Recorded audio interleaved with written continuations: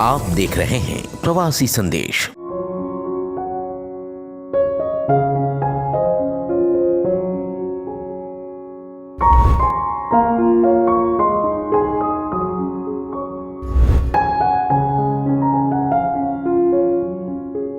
मैं मौसमी चंद्रा और सुनाने जा रही हूँ एक कहानी जिसका शीर्षक है सिग्नल वाली औरत। तो चलिए सुनते हैं। कार जैसे ही सिग्नल पर रुकी, काली कलूटी सी औरत गोद में बच्चा लिए गाड़ी किसी से पूछने लगी। मैंने अपने पति राहुल की ओर देखा। रोज दिख जाती है ये, चिढ़ है मुझे इस औरत से।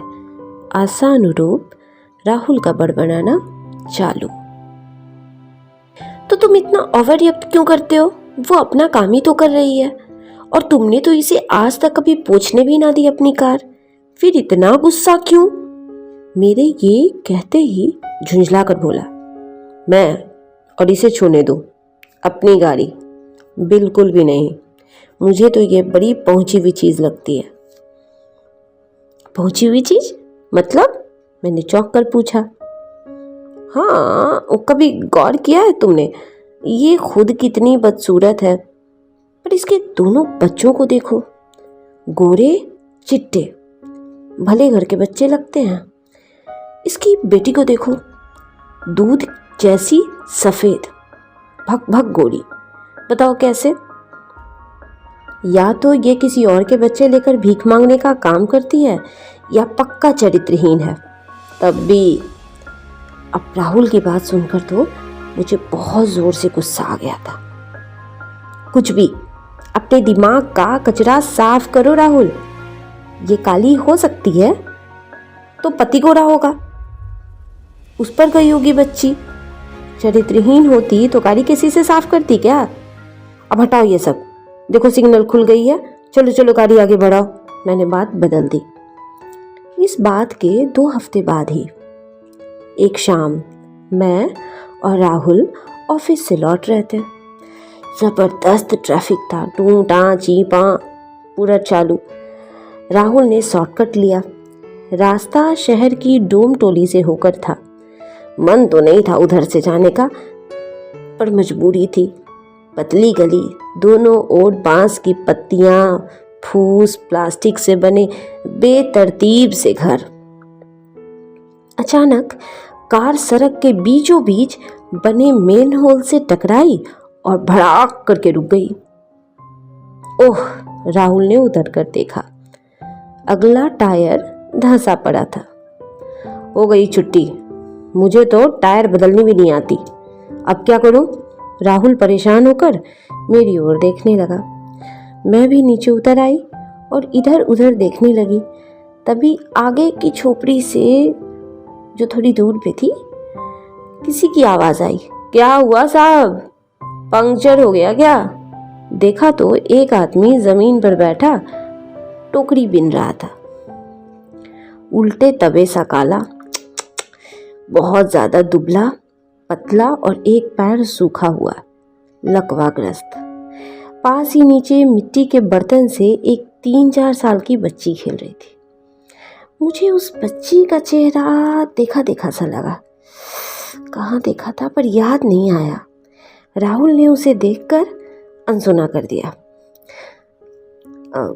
मैं इस उम्मीद में बोली कि शायद कोई मदद मिल जाए। हाँ हाँ, पंक्चर हो गया है, कोई मिलेगा क्या बनाने वाला? वैसे स्टेपनी है गाड़ी में। दुकान तो नहीं है साहब, पर हो जाएगा काम मेम साहब आपका। बुलवा देता हूँ एक लड़के को, वो कर देगा।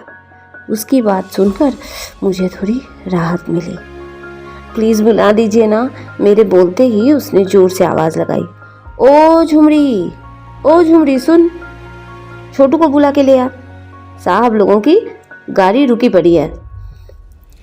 ठीक है के स्वर के साथ जो औरत बाहर आई वो वही थी, सिग्नल वाली औरत, काली कलूटी बदसूरत, जिसे हद भर की चिढ़ती राहुल को। मैंने देखा अभी भी उसकी गोद में उसका गोरा चिट्टा बच्चा था। अब राहुल ने उसे देखा, फिर कनखियों से मुझे देखकर फुसफुसाया, देख लिया ना, इसके पति को भी कितना चमक रहा है। दूधिया गोरा। अब बताओ क्या गलत कह रहा था मैं इसके बारे में। मैं चुप थी। थोड़ी देर में वो औरत एक लड़के के साथ आती दिखी। लीजिए साहब, ये कर देगा, वो बोलकर अंदर चली गई। अब उसका आदमी था, उसने कहा, ए छोटू चल जल्दी बना दे, बड़ी देर से खड़े हैं साहब लोग गर्मी में, वो जोर से बोला। थोड़ी देर बाद, लो साहब जी, हो गया आपका काम, लड़के ने काम खत्म करके कहा। राहुल ने जैसे ही पैसे देने के लिए पर्स निकाले, नहीं साहब नहीं, इतने से काम के लिए क्या पैसे लूं, उस पर भैया जी ने बोला करने को। वो तुम्हारे भैया हैं? और उसकी पत्नी को तो मैंने देखा है, वो सिग्नल पे गाड़ी के शीशे पोंछती है ना, मैंने पूछा। ना ना ना, सगे भैया ना हैं, पर हम सभी ने भैया जी ही बोलते हैं। अब वो भाभी करती है शीशे पोंछने का काम, क्या करे साहब, हमारा सूप टोकरी बिनने का काम है, पर अब लेता कौन है। पहले हर घर की रसोई घर में सूप दौरी रहती थी, अब कौन रखता है, सिर्फ शादी ब्याह या छठ पर्व में, वहाँ भी पीतल कांसे के बर्तन घुस गए हैं। अब भैया अपाहिज है तो घर चलाने के लिए भाभी करती है ऐसे छोटे मोटे काम। ऐसे दोनों बड़े भले इंसान हैं। छोटू के स्वर में उनके लिए बहुत सारी इज्जत दिख रही थी। ऐसा क्या कर दिया इन दोनों ने, राहुल ने हैरत से पूछा। साहब ये दो बच्चियां देख रही हैं छोटे छोटे, उसने उंगली से बाहर खेल रही बच्ची की तरफ इशारा किया। इनकी बेटियां नहीं हैं, रात के अंधेरे में कोई फेंक गया था, एक बच्ची तो मरनासन हालत में थी, पुलिस के डर से कोई उठा नहीं रहा था, पर भैया जी ने उठाया भी और जैसे तैसे करके उसका एक बच्चे का इलाज भी करवाया। और वो दूसरी बच्ची देखे, वो इन्हें पोखर के पास मिली थी, इतनी गरीबी फिर भी इन्होंने इस बच्चियों को अपने पास रख लिया। जान छिड़कते हैं, बहुत ज़्यादा भले लोग हैं। वो तो चला गया, पर राहुल का चेहरा शर्म से झुका था। उसने एक नज़र टोकरी बिनते पति पत्नी पे डाली और धीरे से मुस्कुराने लगा। मुझे उसके दिमाग के शीशे भी आज धुले हुए लग रहे थे, वो चमक रहे थे धूप में।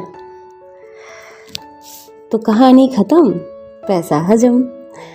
अगली बार मिलती हूँ एक अच्छी सी कहानी के साथ, तब तक के लिए बाय बाय।